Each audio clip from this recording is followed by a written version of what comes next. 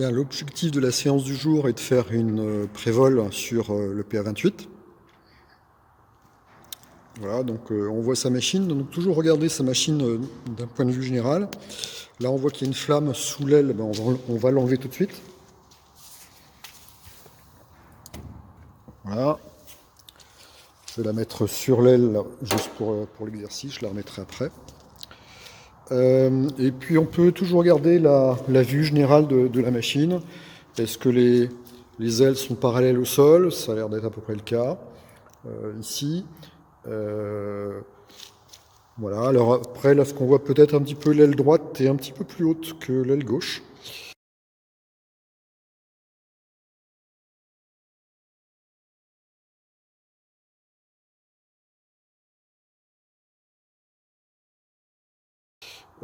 C'est probablement lié. Alors ici on voit l'amortisseur, hein, si on zoome un peu, on voit que l'amortisseur ici est relevé, alors que de l'autre côté il est enfoncé, il est plus bas. Voilà, donc ça c'est ce qui explique le fait qu'il y ait une aile qui est un petit peu plus haute que l'autre. Il n'y a pas de problème par rapport à ça, hein. Souvent l'amortisseur s'enfonce lors des virages, lorsqu'on sort de la piste, qu'on dégage la piste. On va commencer donc par une visite pré-vol intérieure, et puis ensuite on s'attachera à la visite pré-vol extérieure. Donc pour la pré-vol intérieure, eh bien, on va se déplacer près de la porte. L'objectif c'est d'allumer toute la partie lampe et réchauffe pitot pour vérifier que tout fonctionne bien. Alors au niveau de la porte, donc le déverrouillage ici, l'ouverture ici, et la porte s'ouvre jusqu'au petit clic. Voilà. Et on ne cherche pas à forcer au-delà. Bien faire attention lorsqu'on ouvre cette porte de ne pas l'ouvrir avec du vent dans le dos. Parce que si on a un vent un peu violent dans le dos, ça fait une belle voile et ça va tout casser. Donc toujours positionner les avions face au vent de manière à ne pas avoir de problème ensuite à l'ouverture des portes. Avant de mettre les contacts batterie pour regarder toute la partie électrique, on va vérifier que le général radio est sur off, que la prise casque est bien débranchée. Et donc là, on va allumer donc la batterie. On va allumer le phare d'atterrissage, l'anticolisation, le phare d'atterrissage, l'anticollision en route dérive, l'anticollision en bout d'aile, le réchauffe-pitot et enfin les feux de navigation. Alors, on va aller vérifier que tout fonctionne. Donc ici, on doit avoir le phare de navigation qui fonctionne bien. On voit que notre anticolle fonctionne bien également. Les strobes de bout d'aile fonctionnent parfaitement. Et puis ainsi que le phare rouge. Ici, on va pouvoir vérifier que la réchauffe-pitot, elle commence à être tiède. C'est bien. L'avertisseur de décrochage, on va écouter le klaxon.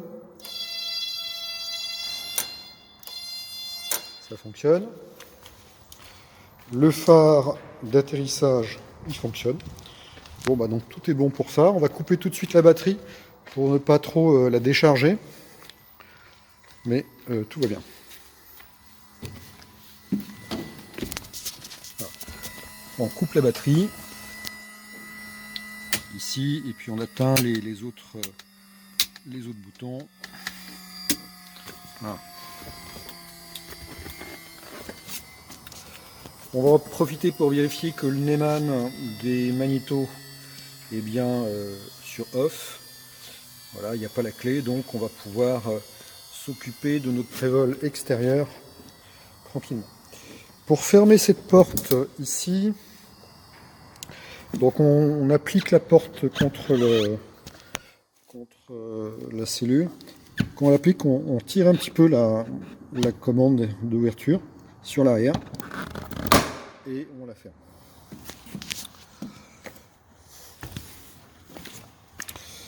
Alors, une chose importante au niveau des volets, ici on voit que le volet est rentré et qu'il est, quand on appuie dessus, il est fixe.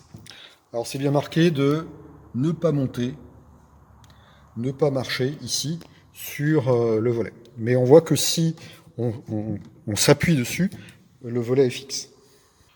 Alors maintenant je vais sortir un cran de volet. Donc je réouvre la porte.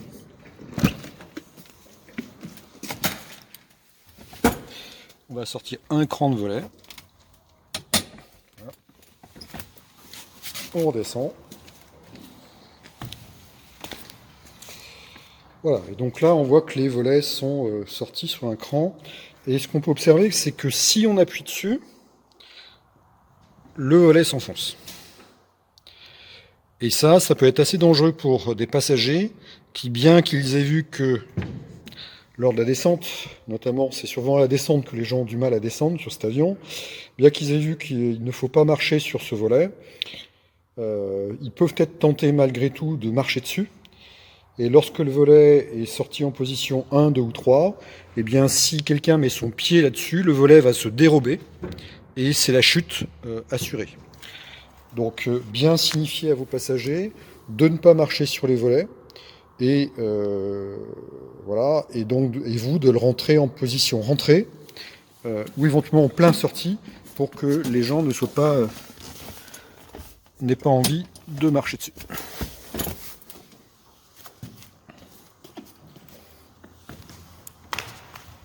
Voilà. Alors, avant de faire la prévol extérieure, on va commencer à s'occuper de tout ce qui va nous amener à nous éloigner de l'avion. J'ai parlé donc le niveau d'huile et le carburant. Donc pour le carburant, on va prendre la jauge carburant pour faire les purges. Il y a une purge par réservoir, plus une purge au niveau du circuit carburant dans le moteur. Donc les purges, c'est une baïonnette, donc voilà. On monte vers le haut, ça descend, on fait attention de ne pas rayer le cache-roue avec le bas de la purge et on va regarder avec attention le fait qu'il n'y a pas d'impureté, voilà, et qu'il n'y a pas d'eau surtout. Ok, parfait. Ensuite, on va faire la même chose sur l'autre aile.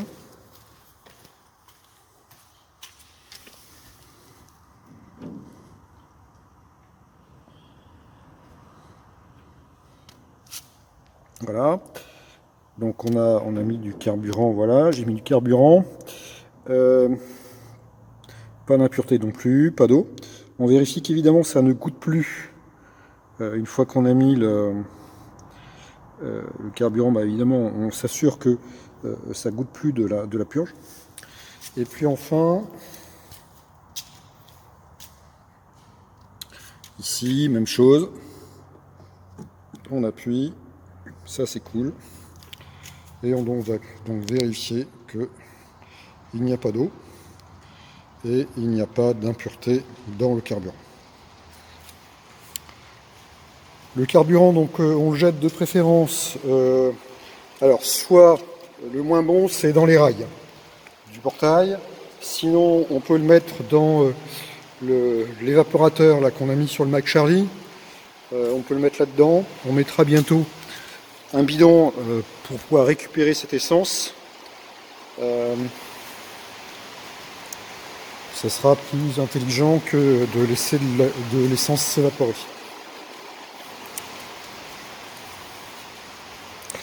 Et on repositionne la purge dans son emplacement.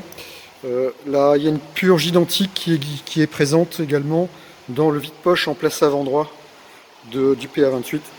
Vous avez également une purge qui vous permet d'être utilisée lorsque vous êtes sur un terrain extérieur. Alors ensuite, on va vérifier le niveau d'huile. On va se munir de sopalin pour vérifier le niveau d'huile. On ouvre la porte d'huile et puis on va donc desserrer la jauge à huile. Donc on va desserrer, là, voilà, on desserre. Alors toujours pareil, on fait attention de ne pas mettre de l'huile de partout lorsqu'on enlève la jauge. Donc on va la retirer et puis tout de suite ensuite on va mettre le sopalin. Donc je vais poser mon écran. Voilà. Donc on retire la jauge. Hop, on l'essuie. Parce que sinon la jauge n'est pas correcte. Voilà, l'huile peut monter par capillarité sur la jauge.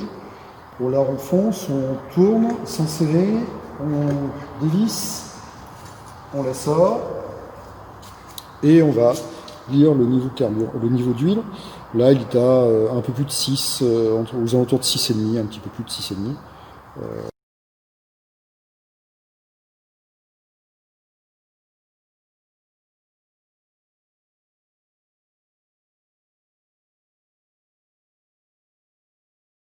Voilà, donc ça, c'est la limite basse. On va pouvoir rajouter un petit peu d'huile. On va rajouter 1 demi-litre.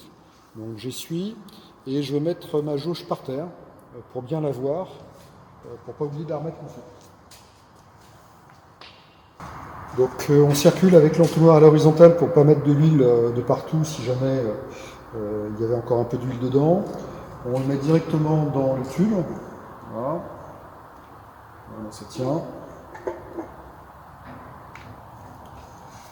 Là, on repère donc sur ces bidons, il y a un niveau d'huile. Donc là, on a dit qu'on allait ajouter 1 demi-litre. Il est à 800 millilitres, donc on va le vider jusqu'à 300. Donc là, on voit le niveau qui permet de savoir combien on en met.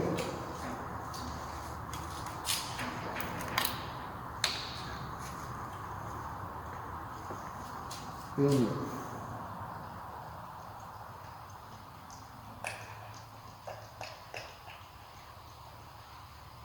On contrôle où est-ce qu'on en est. Là, je suis à 500.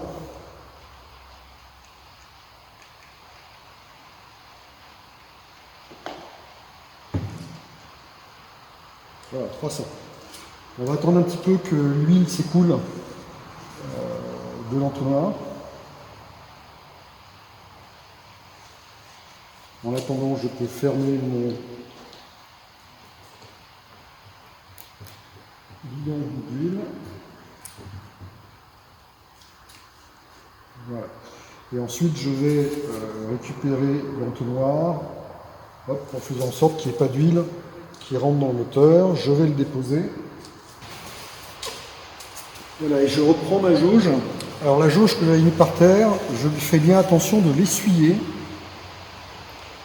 avant de la remettre, parce qu'il ne faudrait pas qu'il y ait des petits gravillons qui se soient collés avec l'huile sur la jauge. Donc je l'essuie correctement et ensuite je la remets.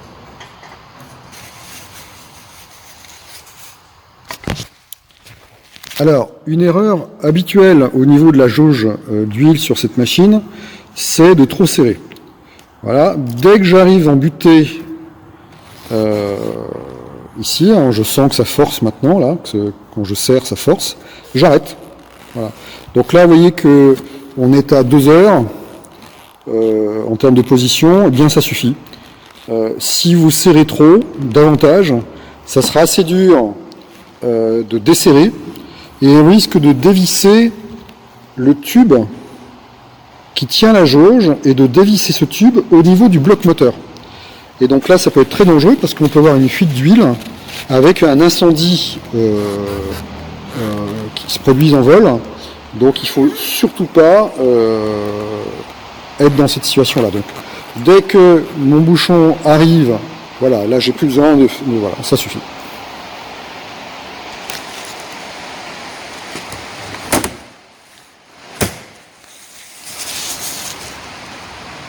Donc on a vérifié le niveau d'huile, on a fait un point, on va donc pouvoir maintenant débuter notre prévol définitif. Donc toujours on vérifie que le Neumann est sans, enfin il y a pas, on est bien sur clé magnéto off.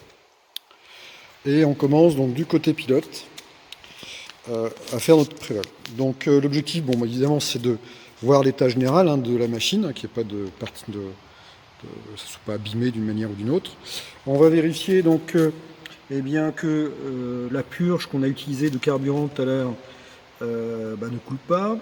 On va voir que chacune des vis est bien en place, que les attaches capot, donc d'une part que les ailettes soient bien à l'horizontale, et pas comme ça, et puis que la tige là passe bien par derrière le crochet,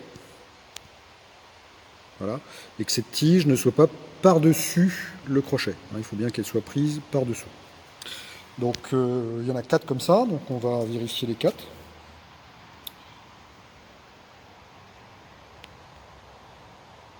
Voilà. Ensuite, notre pale d'hélice, eh bien, on va passer la main sur le bord d'attaque pour vérifier que les hélices n'ont pas pris d'impact par des gravillons. On va vérifier si est-ce que le moteur est froid ou chaud. Donc on met un instant sa main sur les cylindres. Bon, si vous savez que le moteur est chaud, faites attention quand vous allez mettre votre main sur le cylindre, mais normalement il n'y a pas de raison que ce soit très chaud.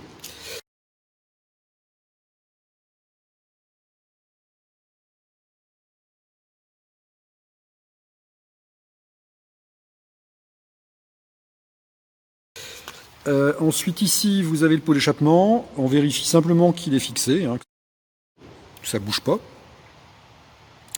Et puis ici on va vérifier que le garde-boue est bien fixé.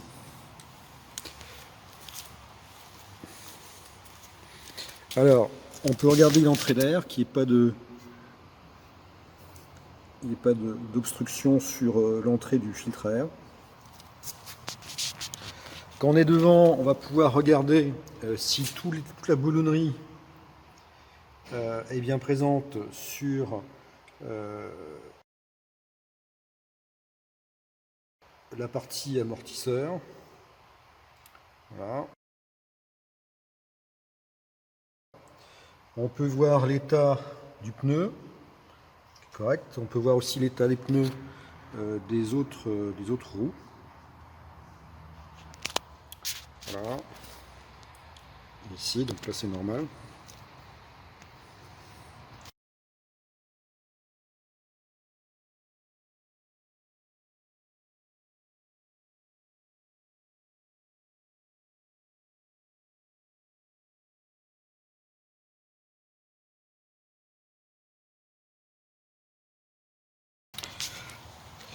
De nouveau le crochet.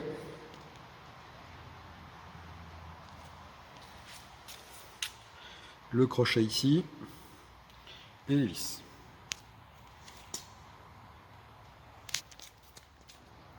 Côté porte, eh bien, on va vérifier que les attaches, il n'y a rien de particulier.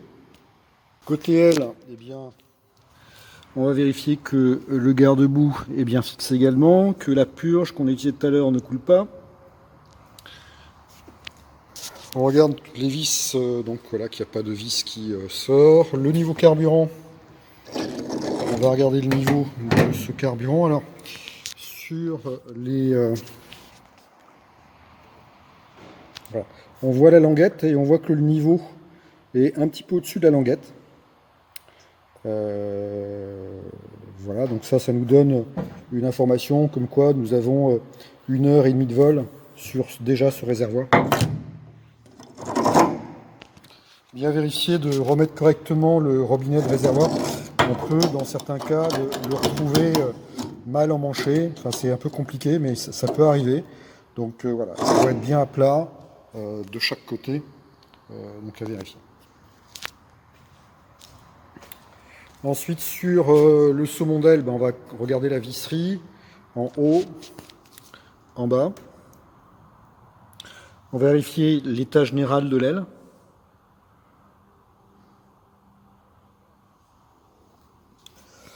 Ici, on vérifie très délicatement par la plaque que le bloc lampe est bien fixé. Côté aileron, On va soulever l'aileron ici et on va regarder côté intérieur, et bien que le manche il vient vers nous, donc je le soulève. Voilà, donc le manche il vient bien vers nous, c'est parfait. Et si je l'abaisse, donc là il est soulevé, si je l'abaisse, voilà, l'aileron va bien, le manche va bien embuter de l'autre côté. Sur les ailerons, donc on peut regarder charnière. Et donc sur les charnières, la charnière en fait elle est coudée avec les extrémités. J'ai arrêté de bouger, voilà. Elle est coudée sur l'extrémité pour pas qu'elle s'en aille. Donc on peut regarder que ce coude est bien présent. C'est bon. Donc il y en a 3 comme ça. Hein. Donc on peut regarder de chaque côté qu'on trouve bien le coude sur la charnière.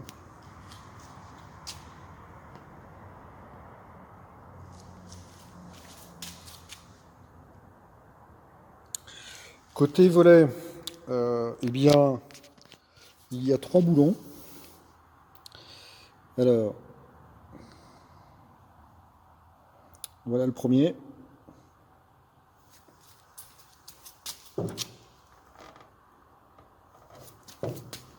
Le deuxième.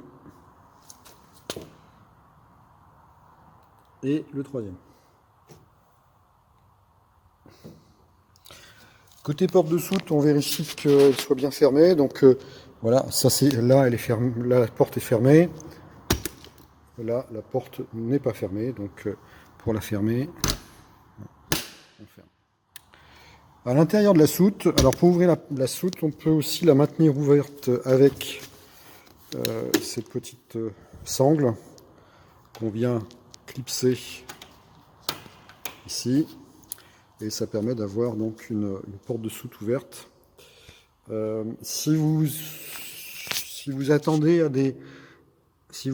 à une atmosphère un peu turbulente, je vous invite vraiment à caler les caisses avec les 2 ceintures de sécurité qui sont ici en soute. Hein. Vous mettez les caisses par-dessous, vous serrez un peu pour que les caisses ne bougent pas. Et lorsque vous partez en navigation, assurez-vous bien d'avoir la caisse ici qui contient des bidons d'huile, un peu de nettoyage pour les vitres, et puis également le cordon qui permet de redémarrer sur une batterie externe en cas de problème de batterie. Donc la caisse casque, la caisse avec des gilets de sauvetage, de secours, la trousse de premier secours. La base qui brille, c'est pour, en cas où l'avion est garé face au soleil, eh bien, de pouvoir protéger les instruments électroniques du tableau de bord avec cette voile, cette toile. Et puis, il y a normalement toujours une barre de traction de l'avion également présente en soute.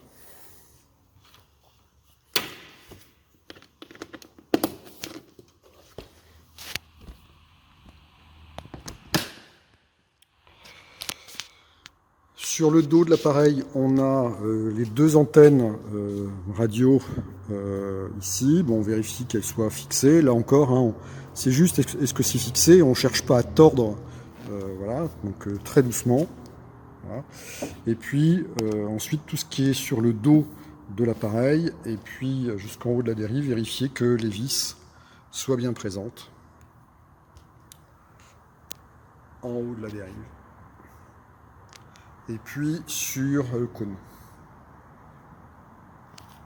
Côté profondeur monobloc, eh bien les vis en haut, en bas.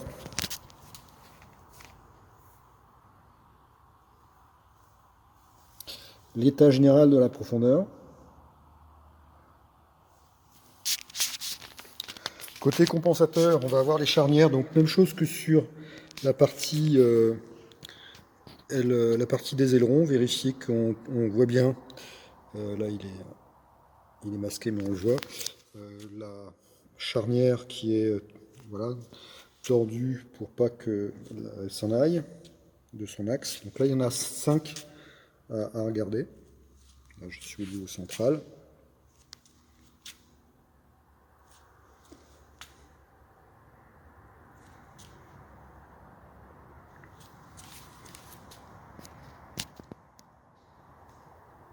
Voilà. Ensuite, côté boulonnerie, alors important de regarder ici en soulevant la profondeur, de regarder la boulonnerie du boulon de renvoi. Voilà, est-ce qu'on a bien, c'est bien le montrer, voilà. Est-ce qu'on a bien le boulon qui tient la gouverne de profondeur. Donc ça c'est bon. Ensuite, les vis, comme tout à l'heure, le cône, ici, et puis d'en haut. Voilà, et sur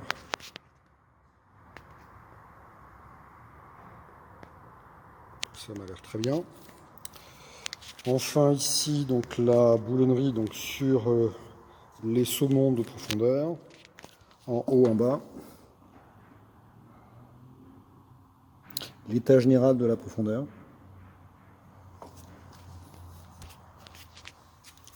Et puis donc nos vis habituelles.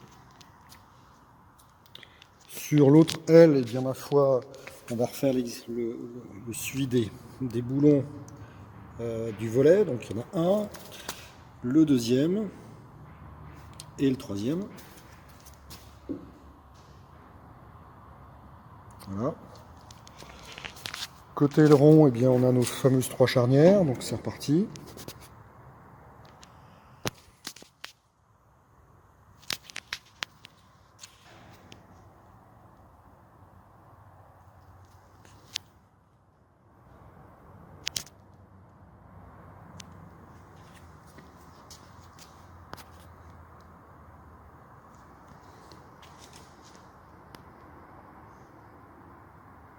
Voilà, donc tout ça c'est bon.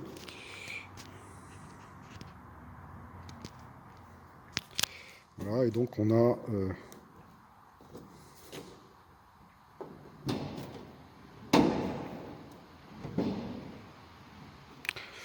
voilà, enfin le saumon de l'aile gauche, les vis en haut en bas.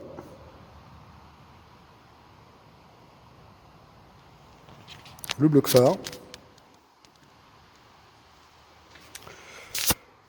La commande donc d'avertisseur de décrochage, on l'a testé tout à l'heure.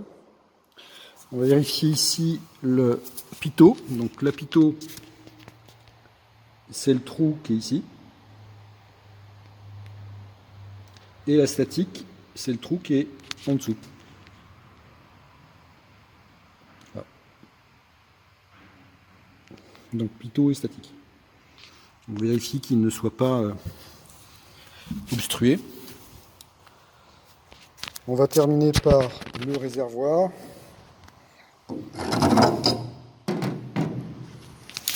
Donc vérifier là aussi où est-ce qu'on en est par rapport voilà, là aussi, je fais bouger un petit peu.